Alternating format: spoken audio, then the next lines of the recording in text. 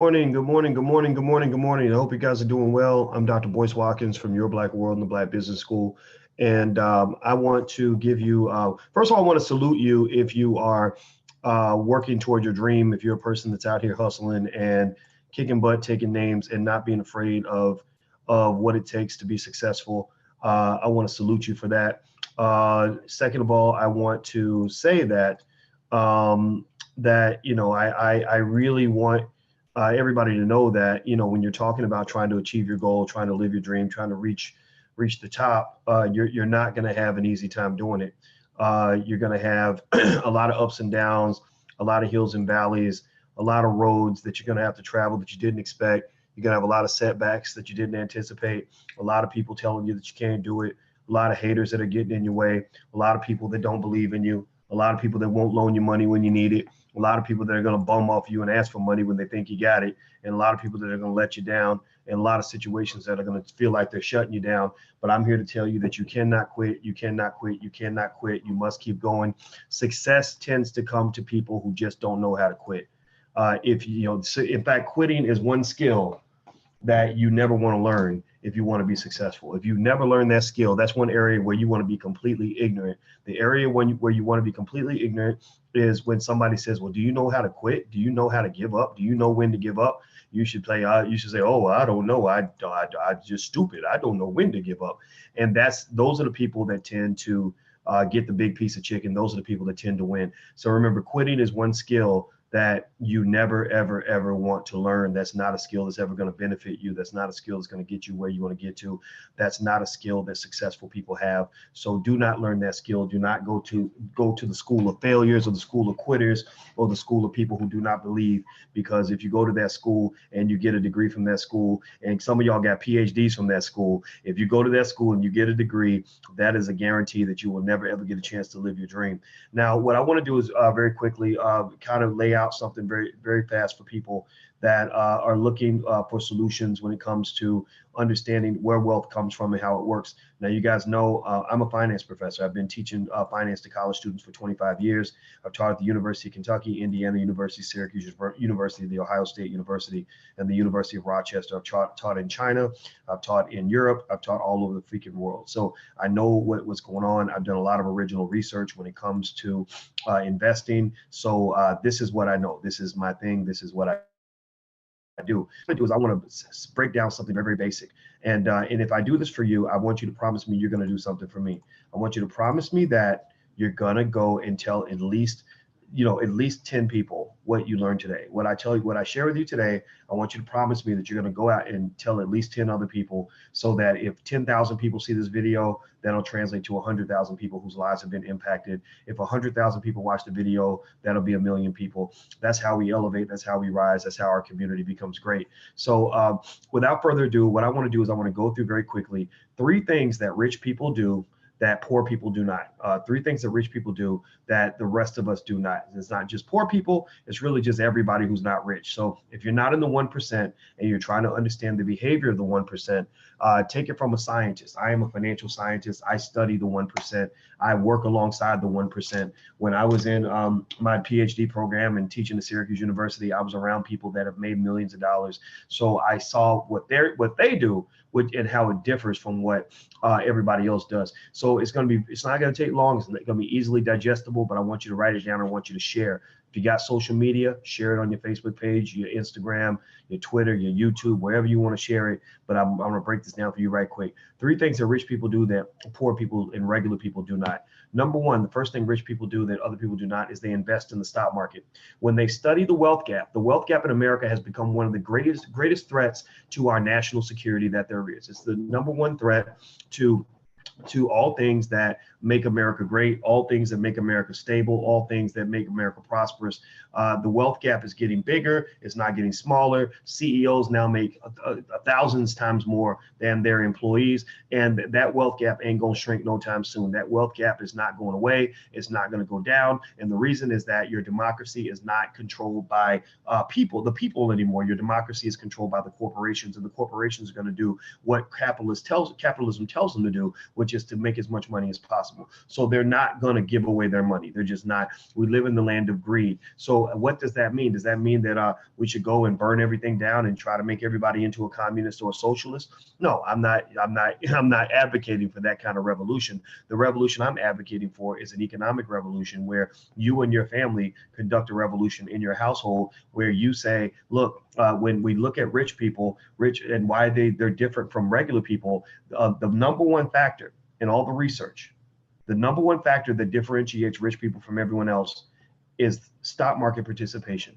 The stock market has been flying sky high for the last 20, 30, 40 years. It flew sky high no matter who was in the White House. It flew sky high under Obama. It flew sky high under Clinton. It flew sky high under Bush 1. It flew sky high under Bush 2. It flies sky high under Trump. It flew sky high under Reagan.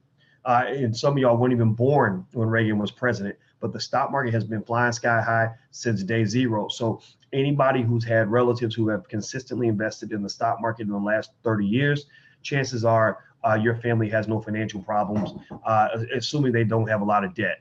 But investment in the stock market is the leading factor that separates the rich from the poor, because wealthy people who invest in stocks and bonds and things like that, they have stronger investment vehicles. A vehicle is like a vehicle that you use to travel down a distance. If I am walking and you have a sports car, then who's going to get there faster? If I'm driving a Pinto or driving a Toyota and you're flying a jet airplane, then whose vehicle is going to get them to the destination faster?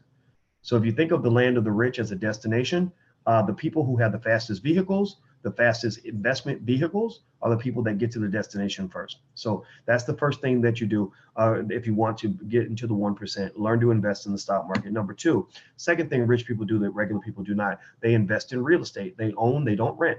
They own things. They understand the power of ownership. They don't think about, they're not interested in the power of renting, because there is no power in renting. The only power in renting is power that you're giving away to other people. So there is power in renting, but it's a transfer of power. It's a transfer of money from your pocket to your landlord's pocket. It's a transfer of freedom from your pocket to the owner's pocket, right? It's a transfer of opportunity from your family to his family, right? And so those who want to become wealthy, who want to get into the 1%, 2%, the 5%, whatever percent the tile you want to get to in the elite, those people tend to own things. They tend to buy real estate. They learn how to buy homes. They learn about FHA loans. They learn about ways you can get a home with a 500 credit score, and they find a way to make a way when it comes to home ownership. Lisa, her name was Marvelous Lisa Burns, who I had on, a single mom who owns a lot of real estate, bought her first home at 22 years old when she was homeless after a bad relationship. Marvelous Lisa Burns talks about how she owned a house, and all of her monthly payments on that duplex were $400 a month, and she had two tenants in that home that were paying her $1,500 a month. So she was making almost $3,000, and she was spending $400 to $500 a month to own that property. So that was a wealth transfer. That was like them coming to her every month and giving away a suitcase full of money. Here's $2,500 for you, ma'am. Here's a gift to you. That's the power of a landlord. That's the power of an owner. That's why home ownership is the number one factor that pushes people into the middle class. An extreme real estate investment is what pushes people into the upper class. That's how the Donald Trumps make all their money, why he gets to fly around in that jet airplane and all that other stuff. Number three, third thing rich people do that poor people, regular people do not. They start and own businesses. They start companies. Let me make this abundantly clear. Let me break this down for you real quick. I have taught on college campuses for 25 years. I taught my first college class when I was 22 years old. I know what a college education gives you. I know that colleges are very impactful in terms of creating some opportunities for people who may not have had opportunities otherwise. I know that system extremely well, and I appreciate that system. But here's what I also know about that system. That system in most business schools are not designed to teach you how to run a business or how to own a business or how to be a true captain of industry. Those programs are training grounds to prepare you to become employees for people who own businesses. Now, you don't need a college degree to be a business owner, but you need a college degree to work for a business owner. And here's another thing that I know about education. Education will teach you how to make a living, but it will rarely teach you how to make a fortune. People who make fortunes have customized, specialized education that's built on specific and unique skill sets that allow them to achieve certain goals that involve ownership and the establishment of institutions as opposed to the conformity and fitting into institutions. So therefore, if you look at what makes somebody wealthy, typically wealthy people, they own assets, they own businesses, etc. I was talking to a 15-year-old kid, a young brother who was really good at engineering. And he said he wants to go to college and be an engineer and work for an engineering firm like his dad. And I said that makes sense because his dad's doing well. His dad's making over $100,000 a year, and that's pretty nice. But then I also noticed that that this young kid, he loves the fancy cars. He loves the $250,000 Ferrari, Ferrari Testarossas and Bugattis and Lamborghinis and all these other cars and these fancy supercars that regular people can't afford, that cost more than most people's houses. And I said, you do kind of understand that people who work for other people can't usually buy cars like that, right? You do understand that. I said, now, at the same time, though, I know a lot of business owners who make $100,000 a month. Now, if you're making $100,000 a month, then you can afford a Ferrari Testarossa. So immediately once he heard that, he went and he took his same engineering skill, everything else, and he joined a club for entrepreneurs and people that create business startups so that when he does become a brilliant engineer and learns how to develop things and create apps and computer programs, he'll be the one that owns the company, as opposed to him just giving that wealth and that power off to somebody else who then is able to go buy a Ferrari Testarossa for themselves. The owner is the one who gets to drive the $250,000 Bugatti, not the person that works for the owner. That's just a fact. Did y'all ever hear that joke? There's a joke where this guy gets to work and he sees his boss, and his boss pulls up in a brand new Porsche. And he says, "Wow, boss, that's a beautiful car. I love that car." And he's like, "Oh, thank you, Tyrone." And he said, "Man, that car is amazing. I saw it in a magazine. I always wished I could have one of those." And he said, "Well, Tyrone, let me tell you, if you come to work on time and you do your best and you keep working hard for the next 5 or 10 years, then maybe after that, I'll be able to buy an even better car than the one I have right now." Right? So the point of that joke is that Tyrone's busting his butt, but he's not going to be the one ever driving that Porsche. His boss is just going to get a better Porsche. So basically, if you want the Porsche, if you want to own the Porsche, you got to take that leap and be an owner of a business. You don't have, everybody may not be cut out to run a business, but everybody is cut out to own a piece of a business. Understand that there's a difference between being an owner and being the person that runs the company. You don't have to run the business, but you know what? You want to own a piece of a business, let somebody else run it. So that was my message for today. Feel free to join us. We talk about these concepts in detail. We break all these things down in the Black Business School. We have a program, the blackstockmarketprogram.com is where the URL is. That's where I teach about stock market investing. There are literally dozens and dozens of hours of powerful content that you won't see on any university campus. That's better than anything anywhere because it's uniquely designed for the students and what they want.